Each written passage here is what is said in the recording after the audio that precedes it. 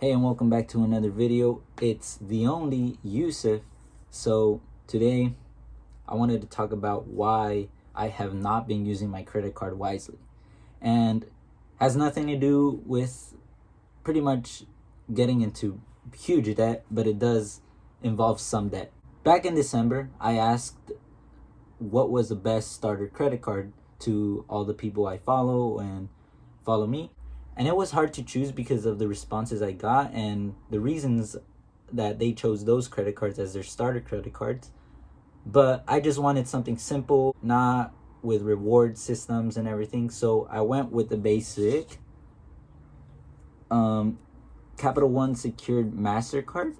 As you see here, has my name on it. It's a pretty cool card. I liked it. And all it has is a $200 credit limit and no rewards. So you spend, then you just pay it off. But before choosing the credit card that I wanted, I did my full diligent research and I took time to make sure that this was going to be the right card for me to start off building some credit and some credit history. And so what I figured is that, it's going to be my first credit card. I'll probably use maybe 30 to 40% of it because that's what everyone recommended, and then pay it off, right? And so what I realized is that when I was using my credit card, I wasn't spending it wisely, let's say. Yes, I could pay off the debt that I was getting into buying just food and regular expenses, which is what most people do. They're taught, hey, your credit card, you're going to use it as your regular expenses because you already waste that money anyways. So you can just pay it off, right?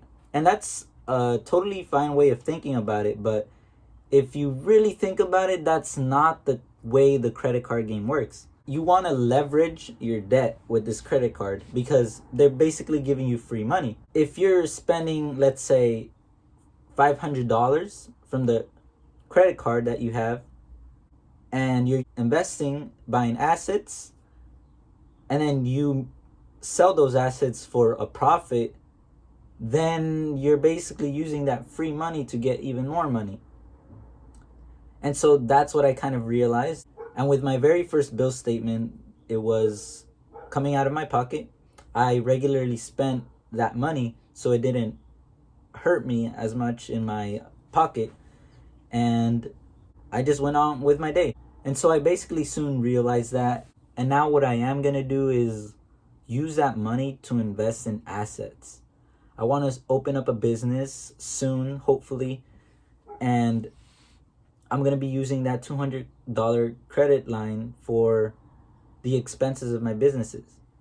And these expenses are not going to be liabilities, as I mentioned in my last video. These expenses are going to be assets that I can turn into profit, and I'll have that full billing cycle to sell whatever or make that profit in order to pay off the credit that I used and not be charged that interest every month. So it is kind of a risky play if you eventually, don't sell your asset that you buy with your credit. But I would like to step into that, and I think I am, because it's going to be a learning experience. It's going to have an incentive to sell or make that profit as soon as possible before I get charged that interest in my billing cycle. But don't worry, I will draw it out to explain if you didn't understand. So here's the bank that gives you the $500, let's say. That's your credit line. And you already regularly spend $500. And the reason why people get into debt and stuff like that is because they spend this $500 on top of what they already spend too. And they can't pay it off because they already spent their money and the credit line. Now they have to catch up on payments and get charged that interest. Then you use that $500, let's say, to invest into assets. Let's just say something you can make a quick profit, like baseball cards or Pokemon cards that are now in. Whatever it may be that you can like flip, go on a yard sale, find things that can eventually be turned into profit. And then once that month, like I said, you have to find sales and have that profit ready to pay off that 500 you already spent. And you'll have profit on top of what you already paid. And that's how you leverage a credit card.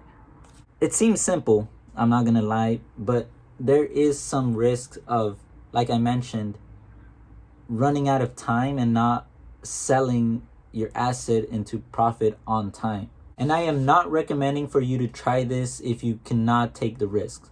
Please do not try this and go into debt. I want to try it out because I truly believe that with no risk, there is no reward. And I feel like success is like a swing based off risk and reward. That this side is risk and this side is reward. If you want to minimize your risk, you're going to get small reward, small success. But if you maximize your risk and play it, and you work hard and do the right things, but you're still risking it, your reward will be even more plentiful. And that's what I truly believe, and I found it to be true throughout my life. And I am willing to take that risk because I have been able to manage my money, and a small bump of, let's say, a $500 credit limit hits me and I lose all that. I am able to be fine because I've played my money well enough that it won't hurt my pockets if something happens. So that's what I think of doing, and hopefully, Lord willing, it's gonna go well and not get me into debt.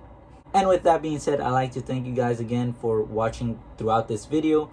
And if you haven't, click that like button and subscribe button, please. I have seen the support you guys have been giving in the last 2 videos, and I really appreciate it.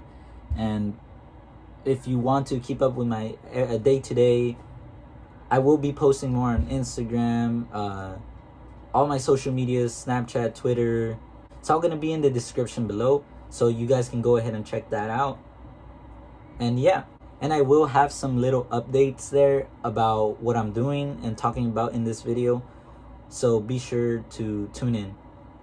Thank you guys, and you guys have a good one.